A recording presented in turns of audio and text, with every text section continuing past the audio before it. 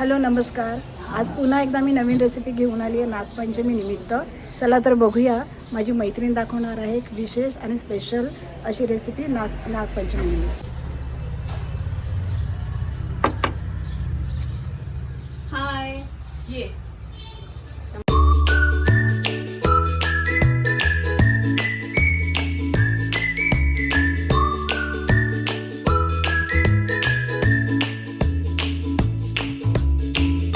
मी आली आहे माझ्या मैत्रिणीच्या घरी, जिचं नाव आहे सायली जामदार, आणि तिला आपण विचारणार आहोत काही गोष्टी. चला तर विचारूया आणि तीच उत्तरं देईल. सायली, मला आज सांग की आज तू काय दाखवणार आहेस माझ्या प्रेक्षकांना? नमस्कार, माझं नाव सायली शैलेश जामदार. मी ॲक्च्युली जैन मारवाडी आहे आणि माझे मिस्टर आहेत अस्सल कोकणी. आणि हा जे स्वयंपाक आहे, तू जैन आहे म्हणतेस, मग हा स्वयंपाक तू कशी काय शिकलीस? महाराष्ट्रीयन स्टाईल अगदी तू म्हणते अस्सल कोकणी आहेत माझे मिस्टर. हो, हे छान क्वेश्चन तू विचारलंस मला. ॲक्च्युली मला कधीच मी फर्स्ट टाइम मी जेव्हा लग्न झालं होतं तेव्हा मी सगळं बघत होती. कधीच मी आमच्या माहेरींकडून मला असं काही शिकायलाच भेटलं नाही. आमच्याकडे हे सगळं टोटली वेगळं इथे रेसिपीज आहेत, वेगळं पदार्थ आहेत, वेगवेगळ्या जेवणाची पूर्ण पद्धत वेगळी आहे. आणि मी माझ्या सासूकडून शिकली आहे. थोडं आमच्या एकत्र गणपती बसतो, त्यामुळे आम्हाला तिथून मला थोडंफार काय शिकायला भेटलं. आणि खूप काही मला 27 वर्ष झाली आहेत, तर मला आता भरपूर काही येतं आता महाराष्ट्रीयन पद्धतीचं, आणि बऱ्यापैकी जमतं मला. अच्छा, म्हणजे तू सुगरणच आहेस म्हणायला हरकत नाही. मग आज तू काय दाखवणार आहेस? आज नागपंचमीचा दिवस आहे, तर आज मी तुम्हाला पारंपरिक पद्धतीने पातोळा दाखवणार आहे. ओके, चला तर मग बघूया सायली चला. कशी पातोळ्या बनवतीये. चला. हा गूळ तू चिरतीयस का? हो, असं चिरून घ्यायचं पूर्ण गूळ. ओके.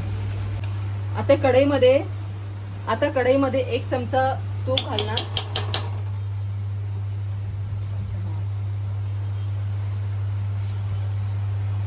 आणि त्यात खोबरं घालणार आपण.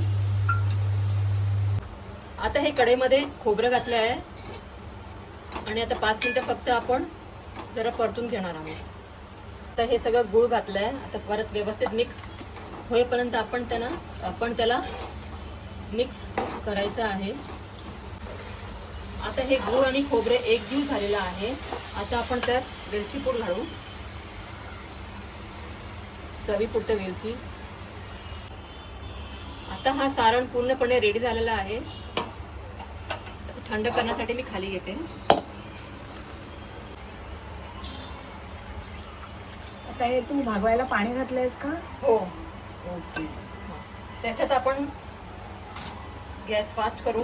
हा. थोडंसं तूप मिक्स करायचं, त्याने त्या पिठाला छान टेस्ट येते. ओके. आणि थोडंसं चवीपुरतं मीठ पण घालते. हो.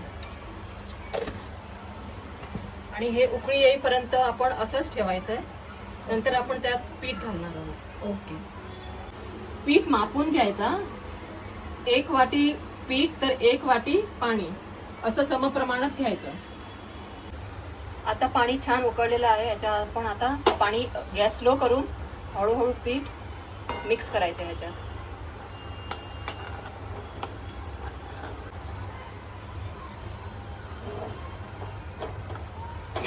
आता आपण थोडं करून मळून घेऊया व्यवस्थित. थोडं मध्ये मध्ये थोडा पाण्याचा हक्का घ्यायचं.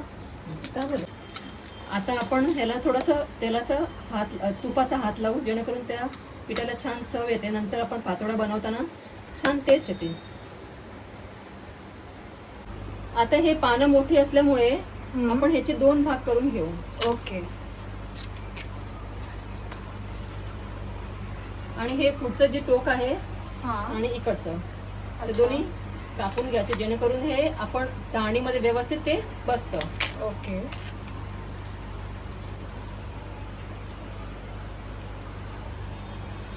मला आज खरंच आनंद होतोय की माझी जैन मारवाडी मैत्रीण असून पण इतक्या सुंदर पद्धतीने ती पातोळ्या बनवायची तयारी करते आणि सर्व आपल्याला इतकं इत्याभूत गोष्टी सांगते आहे. कारण खरंच कसं अभिमान हे सगळं वाटतो. श्रेय माझ्या जॉईंट फॅमिली मध्ये मी बरेच वर्ष राहिलेली आहे, त्यामुळे मी हे सगळं शिकली आहे. पातोळ्या कसं वाफवायचं आहे ते आम्ही तुम्हाला दाखवू. गॅस ऑन केला, त्याच्यात पाणी घातलं आणि हा स्टँड ठेवून ही जाळी ठेवायची. चाळण आहे काही? हो, चाळण आहे. बरं. आणि थोडस आपण त्याला ढाकून ठेवून पाणी गरम होईपर्यंत आपण पातोळ्या रेडी करू. आता ही सगळी पानं धुतली. आता यांना स्वच्छ कापडाने पुसून घ्यायचे पुढे पाठी दोन्ही साईडला.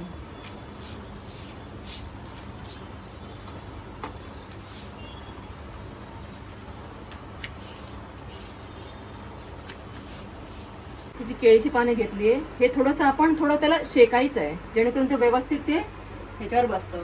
ओके. अच्छा, गॅसवर असं शेकून गॅसवर घ्यायचं शेकायचं, का? हा. अरे वा, ही खूप छान टीप दिली आहे तुम्ही. हो. खरंच मस्तच. हे माहितीच नव्हतं मला तरी कधी. अच्छा. ते व्यवस्थित जसं मोल्ड करू तसं तो पान मोल्ड होतोय. ओके. असं हे 2 भाग केलेले एक भाग घ्यायचा, त्याला थोडंसं तूप लावायचं, हम्म. सगळीकडे स्प्रेड करायचं व्यवस्थित. हम्म. आणि पिठाचा गोळा त्याला गोल गोल करून आपण हे थोडंसं पाण्याचा हात लावला की व्यवस्थित स्प्रेड होतो. हम्म.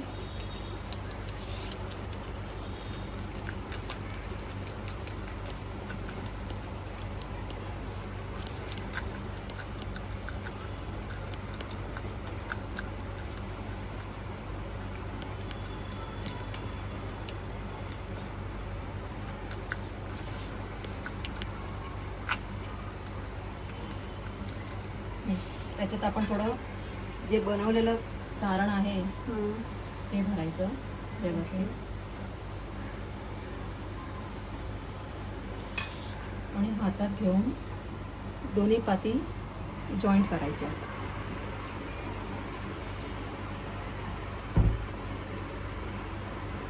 ओ, अशा पद्धतीने त्याला जॉईन करायचंय का? हो.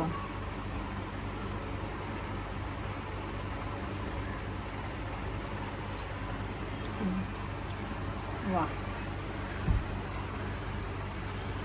पोळ्या ज्या आहेत त्या सर्व आता ही अशा असे पद्धतीने सगळं वाफायला ठेवते. हा, एकावर एक ठेवलं तरी काही प्रॉब्लेम नाही आहे. अच्छा.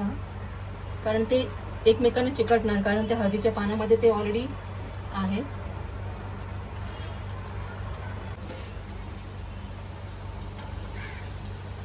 वा.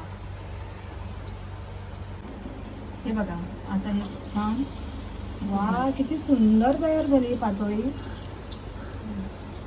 काढताना पण असं दोन्ही साईडने काढायची. हे हा. बघा. वा. आणि हे मग तू याचे 2 भाग केलेत आणि आता तूप घालतेस, म्हणजे मोदकामध्ये आपण जसं तूप घालतो हो. तसंच करायचंय का सेम हो खाताना? हो, सेम सेम सेम. ओके. आणि म्हणजे ह्या पद्धतीने एकदम- असं हा, खायचं. आणि हळदीचा जो फ्लेवर येईल त्यामध्ये हा. आणि तूप. वा, सुंदर अशा पातोळ्या झालेल्या आहेत.